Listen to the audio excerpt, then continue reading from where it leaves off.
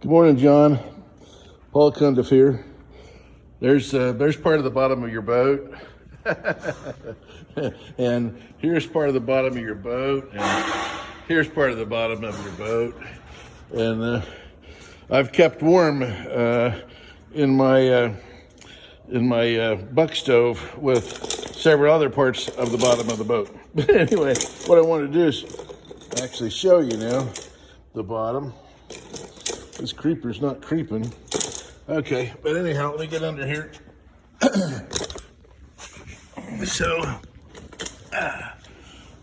Okay. So we cut out everything between the frames, and then we came back and took everything off the frames. We have just a little more work to do over here on the keel, and we got a little more work to do on the chines, where all those planks, where all that material landed. We found some serious rot right here on a frame, and we're going to be replacing that frame. And we found several places the inner layer of plywood was rotted, and which is surprising because that was supposed to be a BS. I would have assumed that was a BS 1088 marine ply. So here's all the framework, and we also found some more rot in the end of a frame. I think it was this one. Is a little soft. No, that's not the one. But anyway, so it was a good move. Inner layer of plywood. The only way to get to that, of course, was with the bottom off. So we also found a number of voids between layers, which were rot pockets as well, and we've encountered those as we cut out the pieces. So anyhow, this puts us about a third of the way, towards getting the bottom done.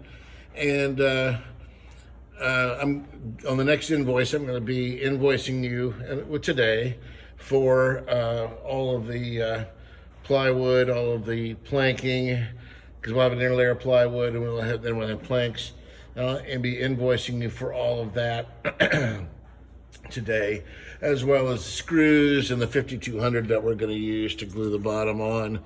Of course, we'll use screws as clamps to hold the bottom as we glue it on. So anyways, just wanted to not surprise you too much with this invoice. It will bring us to about 1/3 of the cost of getting this job done as well. So in terms of getting the bottom off was a pretty major accomplishment. Not as easy to take off as it is on the typical Chris-Craft or Century, so we've got that done, and all the way to the front.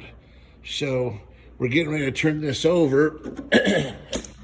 That'll be our very next step, is to get the guy turned over and doing the keel work, getting the keel straightened up, and this chine straightened up. We'll getting all the old material off of that will be easier with it upside down. So anyhow, I just wanted to warn you.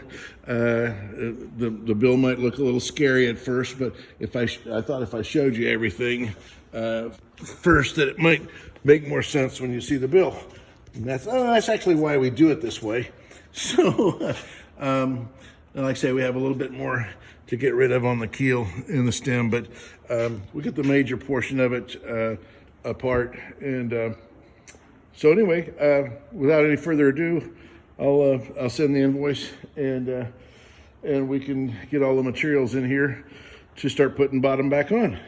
And the timing should be the materials should come in at about the same time. They've already been ordered, by the way, so they're going to be coming in at about the same time we get this puppy turned over.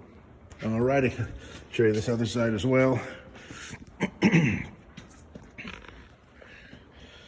So here's the other side of the boat as well, and we're on our way.